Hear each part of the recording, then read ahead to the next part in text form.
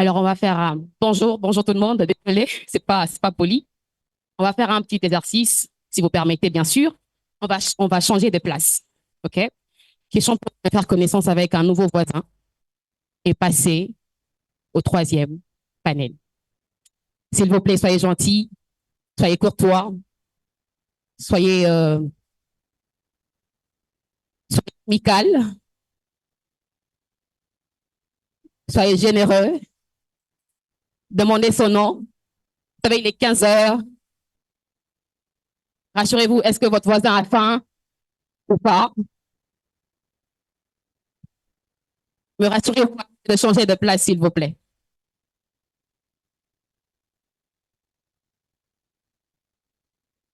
Oui, ça va.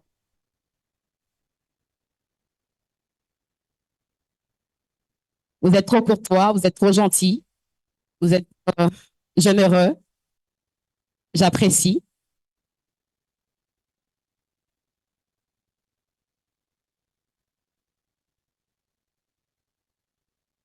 Merci beaucoup. Alors, nous sommes à notre troisième panel qui est justement aussi la fin. On dit souvent que mieux vaut la fin d'une chose que son commencement. C'est la Bible, hein? Ah, c'est pas moi, heureusement. Les technologies du moment dans l'intelligence artificielle face à la cybersécurité. Quels sont les défis en RDC? La technologie évolue très rapidement avec de nouvelles applications qui inondent le marché mondial et la RDC n'est pas épargnée. Ces panels pourra toucher de manière particulière sur l'intelligence artificielle et voir comment celle-ci est utilisée en RDC et comment elle peut être mise au service du développement. Les technologies venant avec des contraintes sécuritaires, ces panels touchera sur les bonnes pratiques à observer pour mieux se sécuriser en ligne. Alors, j'ai l'honneur de recevoir des experts cet après-midi.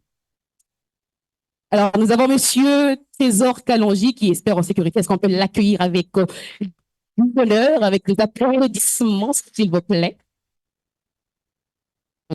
Il prenait place. Ensuite, il y a Monsieur Arthur Kaza qui est expert en cybersécurité aussi. Est-ce qu'on peut l'accueillir?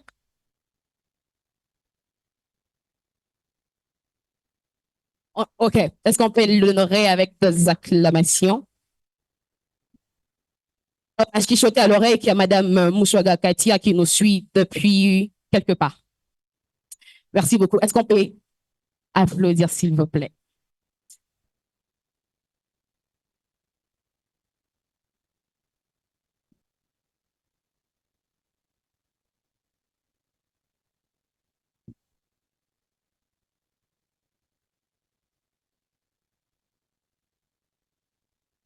Alors, en intelligence artificielle. Bon, déjà, j'aime pas le terme expert. OK. Donc, disons que je travaille dans l'intelligence artificielle, ça fait maintenant quoi, 5 ans, 3 à l'étranger, 2 au pays. J'ai une unité. Vous toujours regarder votre mic. Ok. Alors, après 5 ans d'expérience, c'est quand même trop. Est-ce que vous pouvez nous dire l'intelligence artificielle? Ok. Déjà, tu me permets de me présenter pour ceux qui ne Ah me oui, c'est une connaissent très bonne pas. chose. Donc, je suis Arthur Kaza, je suis ingénieur. Bon, j'ai été ingénieur en intelligence artificielle en France, à la startup Flex Start IT. Ensuite, aujourd'hui, je suis responsable de la science de données dans un cabinet où on fait principalement de l'analyse de données et aussi des reports comme on dit avec des insights. C'est-à-dire, on prend de la donnée brute, on essaie de donner de la valeur pour permettre aux décideurs d'avoir des décisions éclairées. En anglais, on parle de data-driven decisions. Donc, c'est un peu ça sur moi. Et je suis également responsable de la communauté Google Kinshasa. Voilà. Merci beaucoup. Est-ce que Mhm. Encore une fois, je vais donner une définition qui n'est pas, je dirais que c'est pas la meilleure définition du monde. Pourquoi? Parce qu'il y a actuellement plusieurs écoles en intelligence artificielle, dont deux qui prédominent. Du fait que les pairs de ces deux écoles sont actuellement les deux plus grands pères de l'intelligence artificielle. Il y a le père Andrew Ng, donc professeur à Stanford University, et c'est lui qui est le concepteur de toutes les théories autour de la convolution neuronale, donc la partie qui a relation avec les deep learning. Et puis, il y a Yann LeCun, vous avez sûrement entendu parler de lui. Lui, c'est l'autre père de l'autre école d'intelligence artificielle. Lui, il est plus dirigé vers le NLP, donc la partie langage. Et moi, je suis de l'école française parce que j'ai fait une partie de mes études en France.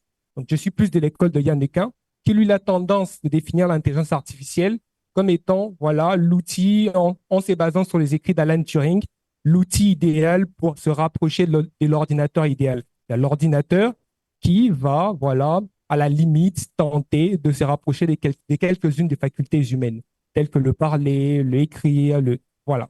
C'est ça l'idée en général. Donc, une science qui a pour objet, comme la plupart des sciences, de résoudre des problèmes, mais l'approche ici en intelligence artificielle, c'est imiter l'humain pour essayer de le rendre plus performant. La machine de rêve d'Alan Turing. Merci beaucoup. Alors, parole et me remettre le mic. On va interroger un tout petit peu Monsieur Trésor Kalonji. Bonjour, messieurs. Bonjour. Je vous prie de vous présenter. Merci. Merci. Oh, papa. Allô? Voilà. Merci. Je m'appelle Trésor Kalonji. Je suis vice-président de l'Internet Society, ISOC, qui est partie prenante du FGI. Et je suis également chercheur en cybersécurité. Apparemment, tout le monde est ici. Et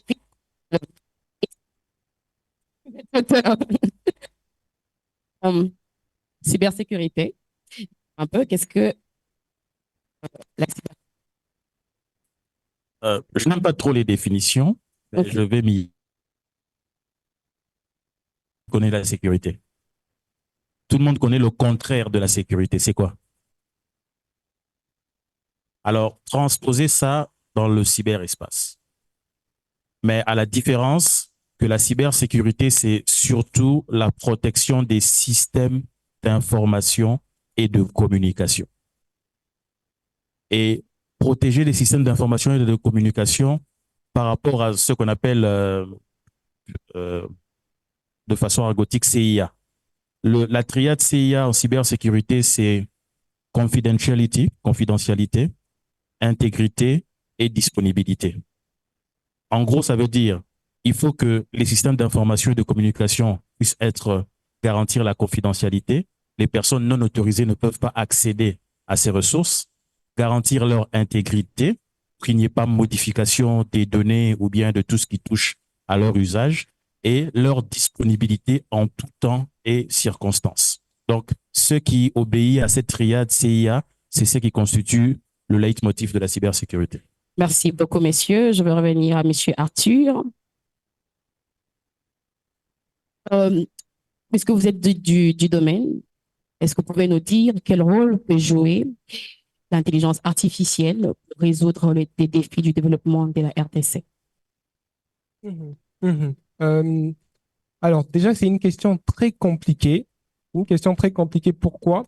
Parce qu'on a l'humain a tendance à regarder le bout et pas s'atteler sur les causes profondes. En général, quand on a un problème, quand on veut développer, il faudrait se poser les quatre questions fondamentales. D'abord, le pourquoi, la question la plus importante. Ensuite, le comment, le où et enfin le quand. Ça nous permet de nous situer vraiment. Déjà, s'il faut développer la RDC par l'intelligence artificielle, j'ai été dernièrement avec M. Kalonji. Il avait très brillamment parlé des révolutions industrielles. Il avait permis même de situer les révolutions. Alors, avec l'intelligence artificielle, on s'est situé à la dernière des révolutions, la plus récente. Donc, alors que notre pays a des problèmes avec les trois précédentes révolutions. Vous voyez un peu le problème. Donc, imaginez-vous, on parle d'intelligence artificielle, alors que les pays qui rencontrent de problèmes pour implémenter, parce qu'il y a des pays en Europe qui ont des problèmes pour implémenter l'intelligence artificielle, tels que les pays de l'Est de l'Europe, ils ont beaucoup de problèmes. Pourquoi? Parce que l'intelligence artificielle, c'est la révolution qui est assise sur les trois précédentes, à savoir tout ce qui est Internet, tous les outils du numérique déjà traditionnel qui doivent être déjà très assis pour ensuite ajouter la couche intelligence artificielle. Et donc, est-ce que le problème n'est pas résolvable? Non, en tant qu'ingénieur, je dirais non, parce qu'un ingénieur, son travail, c'est réfléchir pour résoudre des problèmes. On peut trouver la solution en regardant le problème en l'envers. Pourquoi? Parce que d'autres pays sont allés de la première évolution vers la quatrième. Mais nous, vu qu'on ne peut pas laisser le train passer en résolvant les trois précédentes, nous pouvons aller de la quatrième pour revenir, pour résoudre les trois précédentes. Ce qui veut dire qu'il faut plus d'efforts pour les Congolais, déjà pour faire de l'intelligence artificielle en RDC. Et deuxième chose, je dirais de façon très modeste qu'il y a des difficultés, ce qui rend quasi presque impossible de faire de l'intelligence artificielle pure en RDC. L'intelligence artificielle de base sont les mathématiques conceptualisées avec des outils de calcul puissants informatiques pour permettre d'avoir des outils optimaux. Donc, ce qui veut dire qu'en réalité, si on veut faire réellement de l'intelligence artificielle, il faut avoir en réalité de la donnée disponible sous des bons formats, mais aussi fiable. Sinon, notre intelligence artificielle ne sera pas propre au pays. Pour répondre à la question, basiquement, ça veut dire que le Congolais lambda que nous sommes, devrait déjà réfléchir à comment, un, se former, deux, réfléchir comment, par exemple, l'électricité peut être le problème des toute une théorie que malheureusement le temps ne me permettra pas de déballer. Mais l'équation est là. Résoudre à partir de la quatrième vers les précédentes. Donc, l'intelligence artificielle puisse résoudre le problème d'électricité, les problèmes d'embouteillage, les problèmes d'habitation, le problème de transport. Donc, en fait, voir l'intelligence artificielle comme source des résolutions des trois précédentes et non l'inverse. Ça serait quasi impossible. Possible. Non, j'ai dit voir l'inverse, ça serait quasi impossible. OK. Pourquoi? Parce qu'il nous faudrait d'abord avoir des routes, ensuite avoir de l'électricité. Ça va prendre combien d'années? OK, ça va nous prendre combien d'années pour qu'on soit fiable dans ce domaine? Ensuite, vu que quand l'électricité est fiable, ensuite on peut parler d'Internet. Vous voyez, hein? Et enfin, quand l'Internet sera fiable, il faudrait sécuriser, avoir une certaine autonomie. Hein. En anglais, on parle d'une bonne governance of data. Donc, avoir la donnée potable dans le pays et ensuite nous ramener vers l'IA. Parce que l'IA, en réalité, utilise la donnée comme étant carburant et pas n'importe quelle donnée. C'est un peu comme un enfant. Ça, c'est l'exemple que je donne souvent. C'est un enfant. L'IA, c'est un enfant qui grandit. L'enfant apprend en regardant des parents. Si un enfant grandit avec des parents malsains, il va adopter les mêmes types de comportements. Par exemple, un enfant ne peut pas naître dans certaines conditions. Donc, il faut que les conditions puissent être réunies. Donc, c'est la même chose avec l'intelligence artificielle. L'intelligence artificielle se nourrit de la donnée, mais ces données doivent être, voilà, sous des formats potables pour qu'ils puissent apprendre et se développer. Ici, je parle d'intelligence artificielle propre à un pays. Je ne parle pas de l'intelligence artificielle quand on fait des copier-coller sur je ne sais pas quoi, prendre des solutions préfabriquées. Déjà, la donnée qu'on utilise, ce n'est pas de la donnée propre. Par exemple, dans notre cabinet, c'est qu'on fait, on fait de la collecte de données sur place. On a un outil qu'on appelle WeCollect. Quand on a des missions à l'intérieur du pays, on a des agents qui collectent de la donnée. Ensuite, ici à Kinshasa, dans notre cabinet, on fait tout ce qu'on appelle l'ingénierie de la donnée. C'est un gros boulot. C'est carrément 80% de mon temps, je le passe là. Ensuite, on va passer à la partie featuring, c'est-à-dire permettre aux données d'être labellisées, d'avoir des comportements précis. Et enfin, tu vas concevoir un modèle. Donc, vous voyez un peu tout ce trajet, comme ça que je disais tantôt.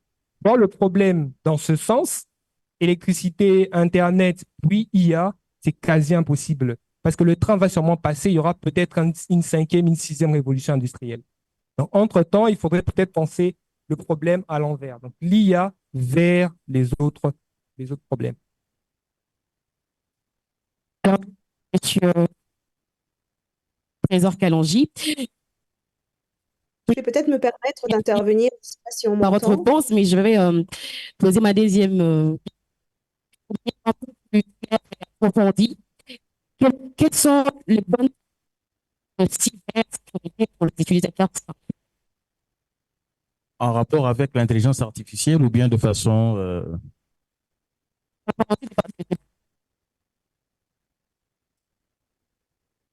D'accord.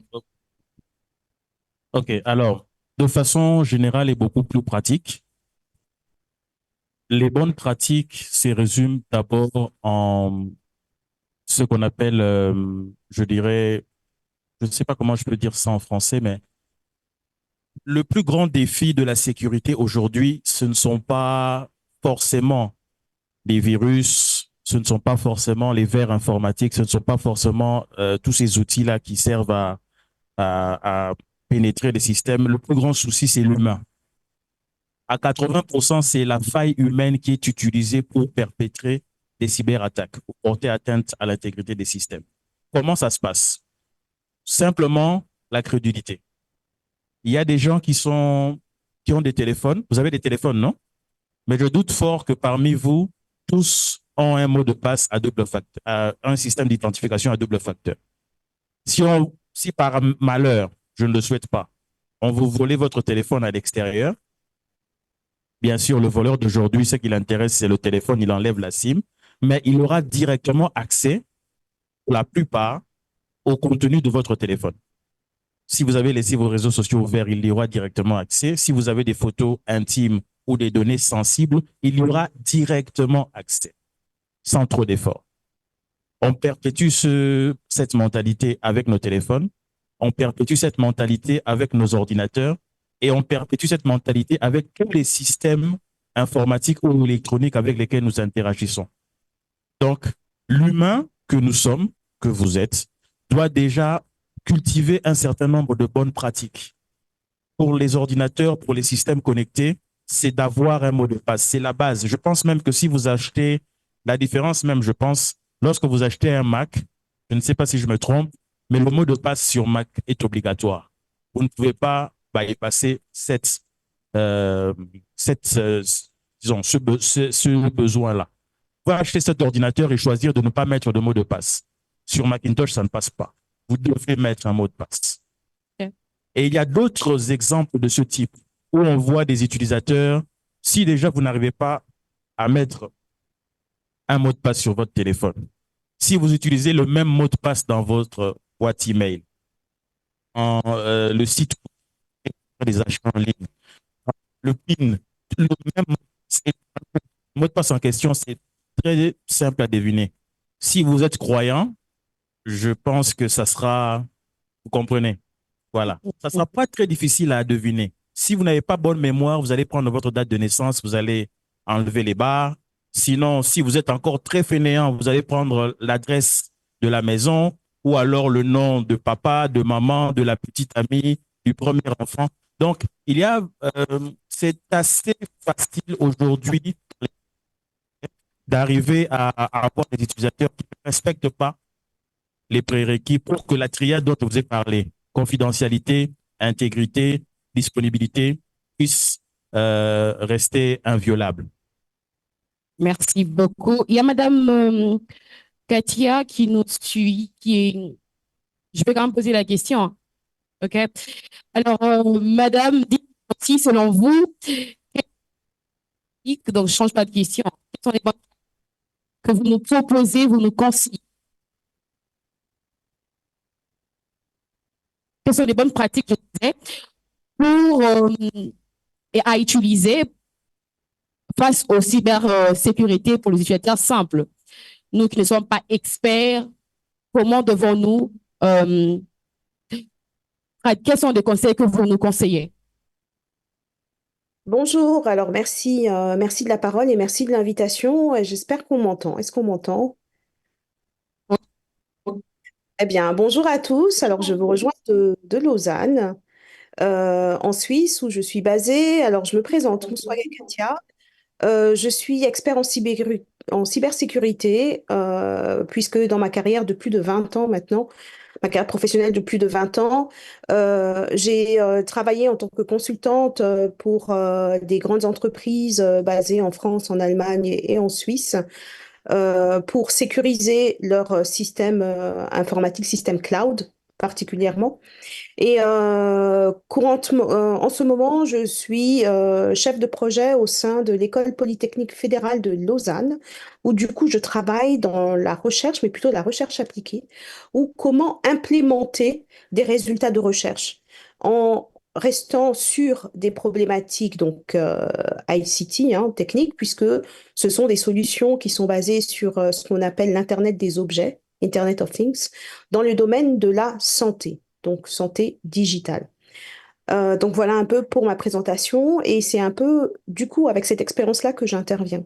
Alors pour répondre à votre question, chère modératrice, qu'est-ce que je peux conseiller pour être cyber résilient à des utilisateurs euh, que nous sommes, des utilisateurs de tous les jours? Tout simplement, c'est de douter. Quand on reçoit une information, c'est se poser la question, premièrement, elle vient d'où? Est-ce qu'elle est vraie? Surtout, est-ce qu'elle est vraie? Si je dois rebondir sur ce que Monsieur Trésor Kalonji disait, la triade de confidentiality, integrity and accessibility, donc en français, donc confidentialité, intégrité et accès de l'information. Vous vous posez tout le temps cette question, je dis, OK, je reçois cette information, mais est-ce qu'elle est vraie? Qu'est-ce qui me prouve qu'elle est vraie? Puisque avec l'intelligence artificielle et ces logiciels tels que ChatGPT ou autres qui génèrent maintenant du texte, qui génèrent maintenant des images, voire des vidéos, la question de la véracité de l'information se pose toujours. Donc, un moyen aussi simple de vérifier la véracité, c'est de croiser différentes sources. C'est-à-dire ne pas croire à premier abord tout ce que vous voyez, que ça soit une vidéo, que ça soit une photo, etc. Avant, on disait, bon, le texte peut être changé, on arrivait à le comprendre, mais on allait facilement croire une photo, on allait facilement croire une vidéo. Or, maintenant, avec l'intelligence artificielle, on ne peut plus croire les photos ni les vidéos, parce qu'une photo peut être changée, truquée, donc on entre dans la violation de l'intégrité de la photo. Une photo peut être une photo prise, je ne sais pas, aux Philippines, il y a 5 ans, et on la remet en disant que ça s'est passé dernièrement, je ne sais pas, au Mozambique. Donc, on détourne des photos qui peuvent être véritables, mais qui sont détournées, expliquées dans un autre contexte. Et il en est de même. Les, euh, il est très facile maintenant avec l'intelligence artificielle de prendre, par exemple, moi, je suis là avec vous euh, en ligne, quelqu'un peut enregistrer ma vidéo, mais ensuite interposer à mon discours actuel un autre discours complètement différent. C'est encore un cas simple d'intégrité, de violation, pardon, d'intégrité du document où on peut me faire dire quelque chose que je n'ai pas dit, bien que l'image ou la vidéo, c'est bien moi, mais le contenu de ce que je dis est faux. Donc, qu'est-ce qu'il faut faire pour se prémunir de ça? C'est s'assurer aussi de la source, que ce soit vidéo ou la source de la photo. Est-ce que ça vient d'un média connu et reconnu? Est-ce que cet élément a été communiqué ou reproduit par différentes sources possibles? Concrètement, c'est très facile quand vous voyez une information circuler et se dire, oh là là, est-ce que ça me paraît énorme, ça me paraît vraiment un peu euh, euh, peut-être soit dérangeant ou c'est un cas exposé qui peut porter préjudice. C'est facilement, des fois, faire juste une recherche Google, en fait. Telle info, est-ce que telle personne est morte ou est-ce que tel truc est arrivé, etc. Et puis voir un peu le retour d'information. Et ça me permet aussi de rebondir sur ce que M. Arthur Casa disait sur le fait que le plus important, c'est la donnée, la quantité de données qu'on peut avoir sur Internet et la quantité de données vraies qu'on peut avoir sur Internet. Parce que si, avec l'exemple que je vous ai donné, comment éventuellement se prémunir ou essayer de comprendre si ce qu'on regarde est vrai ou pas ou n'est pas une fausse information, vous vous rendez compte que vous allez chercher d'autres données pour corroborer celles que vous regardez, pour confirmer.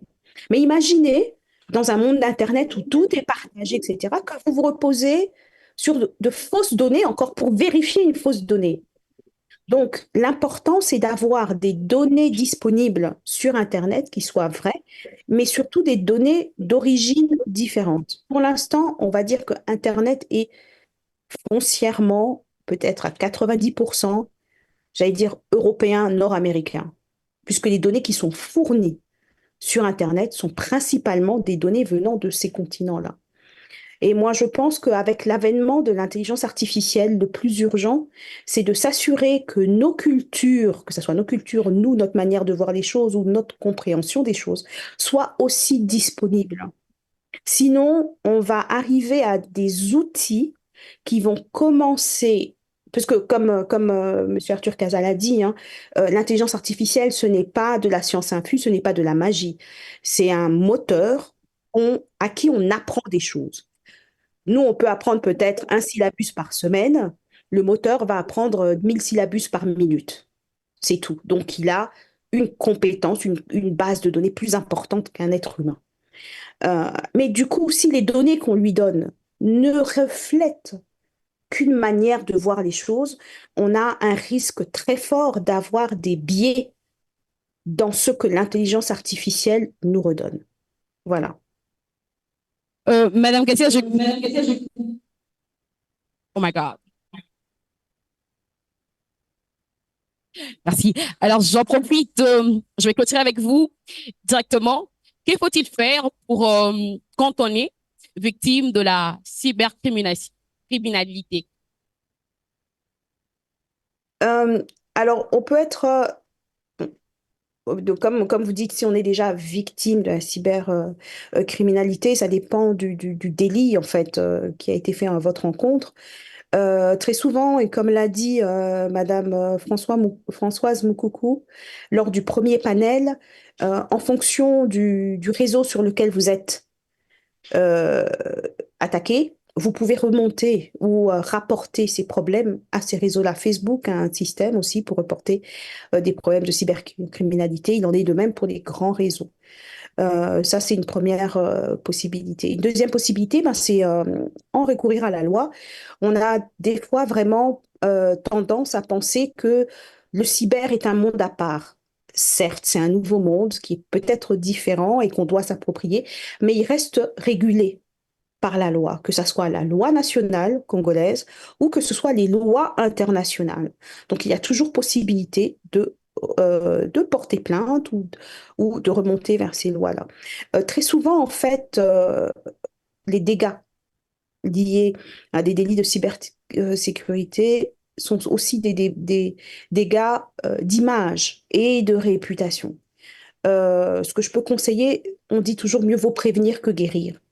On n'est pas parfait, c'est clair. Des fois, c'est très difficile, mais ne pas se mettre dans des situations où on expose nos vulnérabilités ou les faiblesses. Je dis simples précautions peuvent être prises en amont pour éviter ce genre de déboire, si je puis dire. Euh, mais il est vrai aussi que quand ça touche, par exemple, à un vol d'identité ou un vol d'accès à votre compte bancaire ou un vol sur votre compte bancaire, vous pouvez aussi vous retourner vers ces organismes-là, les banques, qui doivent normalement mettre en place soit déjà des assurances dont vous pouvez faire appel pour vous faire rembourser, vous faire dédommager des, de, ce qui- de votre spoliation, si je puis dire. Donc, et c'est là où, en fait, il est très important de se rendre compte que toute personne et toute institution a son rôle à jouer pour protéger l'espace cyber.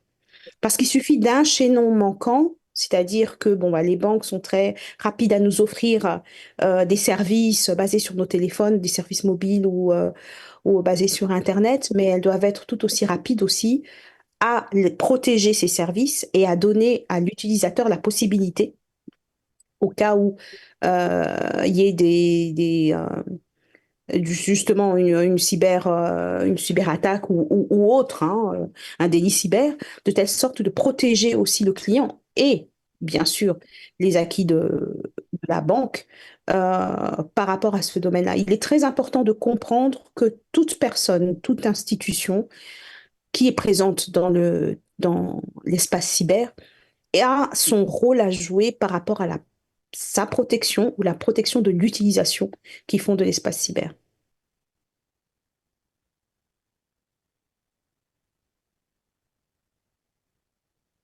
Merci beaucoup. Alors, je reviens vers Monsieur Trésor Kalonji. C'est une question que je vais clôturer avec vous. Dites-nous, auprès de qui nous devons nous confier lorsqu'on est victime du cyberdiscrimination, lorsqu'on fait face, pardon, lorsqu'on on est face, on est victime du cybercriminalité, pardon, et lorsqu'on fait face, si je peux le dire de manière un peu plus claire, aux discours haineux, aux insultes, et j'en passe. D'accord. Bon, permettez-moi, s'il vous plaît, de rebondir rapidement sur ce que a dit Madame Moussaga concernant surtout la désinformation alimentée par l'intelligence artificielle. Pourquoi je parle de désinformation? Parce que c'est lié à l'intégrité. J'ai dit CIA, confidentialité, intégrité, disponibilité, mais on va surtout s'intéresser à l'aspect intégrité qui nous amène à la désinformation. Pourquoi la désinformation? Parce que le plan national stratégique de cybersécurité de la RDC 2022-2025 met la désinformation, la qualifie de cyberattaque. Donc ça entre dans le cadre des cas de violation de cybersécurité. Alors, pour faire simple, combien de fois l'intelligence artificielle a été utilisée dans la désinformation en RDC? Essentiellement, 3 cas. Le premier, c'est simple. Qui parmi vous s'est fait vacciner? Dans la salle, qui s'est fait vacciner contre la COVID? Voilà, 3 personnes. Ce qui signifie que la campagne de désinformation qui a été menée sur ça a très bien marché. Parce que lorsque la COVID est apparue, il y a une campagne sponsorisée pour alimenter de la désinformation sur les effets du corona. Et une grande partie des éléments étaient fabriqués avec de l'intelligence artificielle. Ça, c'est le premier cas. Le deuxième cas concerne l'assassinat de l'ambassadeur d'Italie. Je pense que vous vous souvenez de cet incident à Goma. Juste après cet événement, il y a eu beaucoup de choses qui se sont dites, non seulement sur le diplomate qui était décédé, mais surtout sur la MONUSCO. Il y a des histoires, des informations qui ont commencé à circuler. On voyait des photos, on voyait des vidéos, comme quoi il y a un véhicule de la MONUSCO qui s'est renversé avec du coltan à l'intérieur. Il y a un véhicule de la MONUSCO, on a découvert des lingots d'or. Il y a telle salle où bien on a vu des casques bleus népalais transporter des minéraux de tel endroit à tel endroit. De la même façon, ces éléments ont été créés grâce à de l'intelligence artificielle. La MONUSCO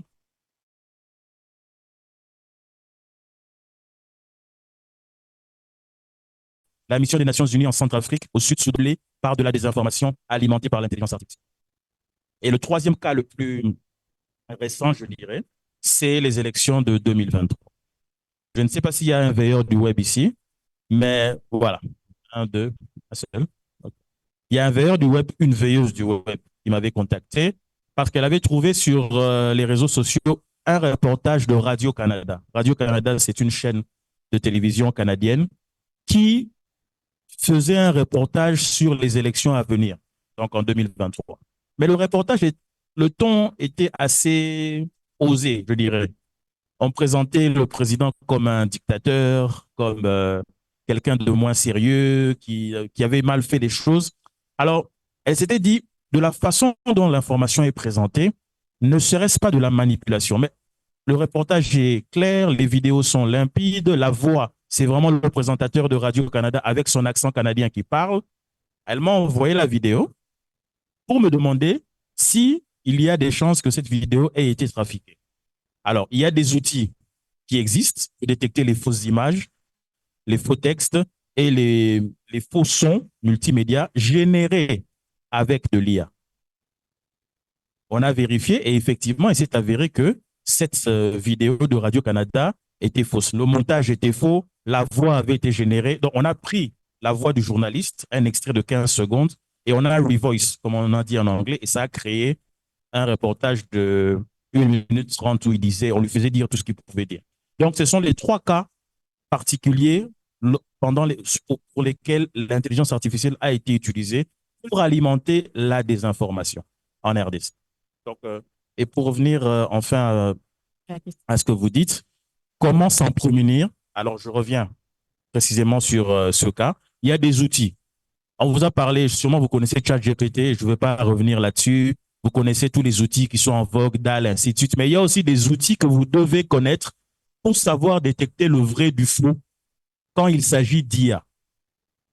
Si par exemple, vous voulez détecter un son, savoir s'il a été généré par exemple par de l'IA, il y a un site qu'on appelle AI Voice Detector. Malheureusement, on n'a pas de projection. Donc, AI, V-O-I-C-E, D-E-T-E-C-T-O-R.com. Donc, si vous doutez de la véracité d'un son sur une vidéo ou bien qui circule, vous n'avez qu'à prendre cet extrait du son, le charger sur ce site et le site va vous déterminer si ce son a été généré grâce à une IA. Pour les visuels, il y a un autre site qu'on appelle aiornote.com, donc aiornot.com. Lorsque vous êtes en face d'une image que vous trouvez suspecte, parce qu'il y a un élément, on a tous appris le scandale. Quel est le scandale en vogue maintenant sur Internet? Qu'est-ce qui fait le buzz actuellement? Pardon? Pinterest. Bon, voilà, prenons l'exemple de Pinterest sans citer les noms. Si vous vous dites, je trouve que l'arrière-plan est un peu chelou, c'est un peu blur, c'est un peu, voilà, c'est pas net, vous prenez seulement cette photo.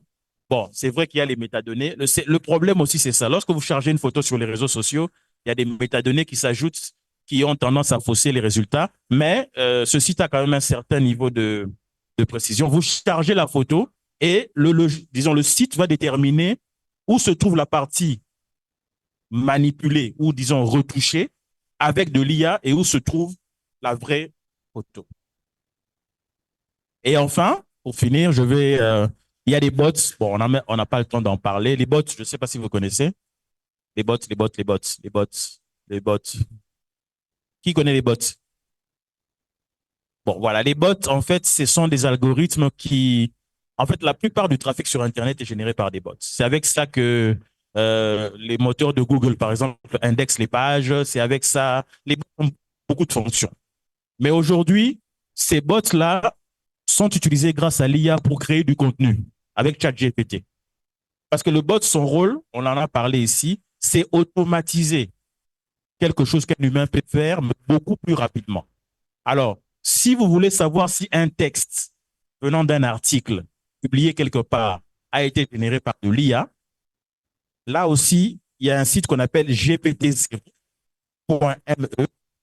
Vous prenez que vous trouvez suspect ou bien vous faites un copier-coller du texte, vous l'emmenez là-bas et il va vous déterminer avec une certaine précision si ce texte-là a été généré avec ChatGPT ou d'autres applications dérivées. Donc, ce sont un peu quelques outils que vous pouvez utiliser pour vérifier l'intégrité des données qui pourraient avoir été manipulées grâce à de l'intelligence artificielle.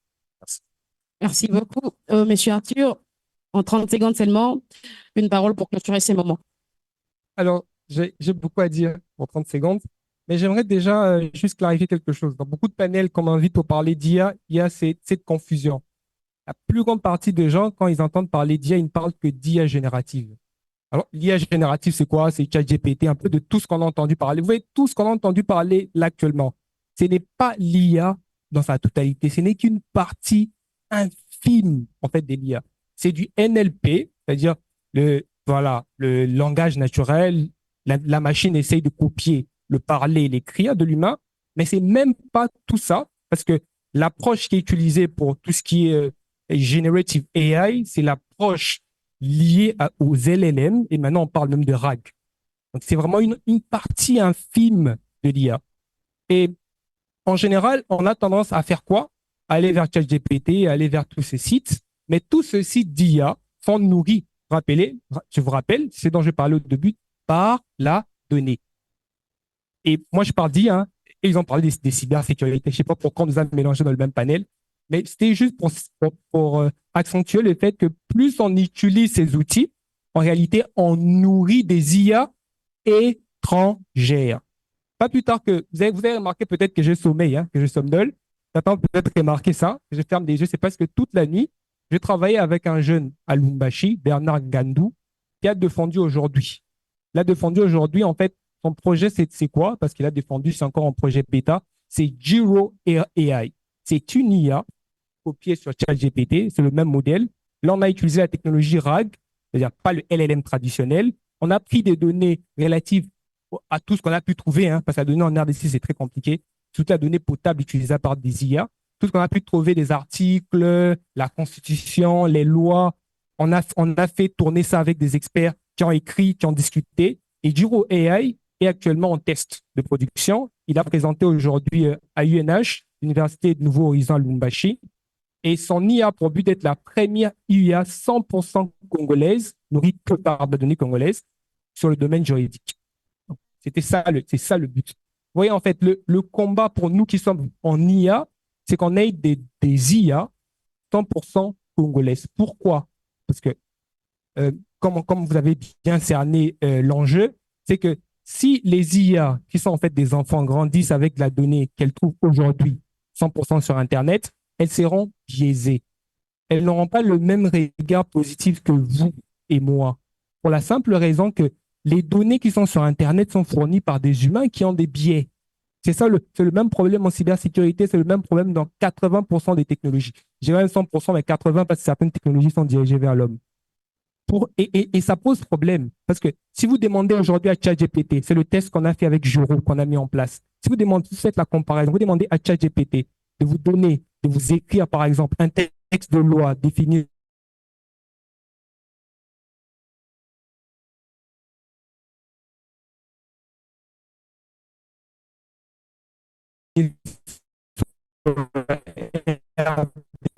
sur le code des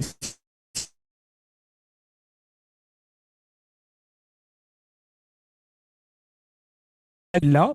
Et moi, si je dois conscientiser les gens, c'est d'être responsable de ce qu'on écrit sur Internet, parce qu'au final, dites-vous, ça va nourrir des IA, peut-être pas au Congo, mais ailleurs. Et ensuite, ça va rendre difficile les combats de gens qui, comme nous, essayent de faire des IA congolaises. Parce on va rencontrer de la donnée nourrie sur Internet, ça va faire du données croisement et il y aura un problème de certification. Donc, l'idée est là. Donc, si vous voulez faire de l'IA, je dirais pas que c'est maintenant, mais je dirais que c'est déjà il fallait qu'on soit dessus déjà hier et avant-hier. Donc, on a de plus en plus besoin d'acteurs en IA pour pouvoir, en fait, voilà, faire naître l'écosystème parce qu'elle n'existe presque pas en RDC.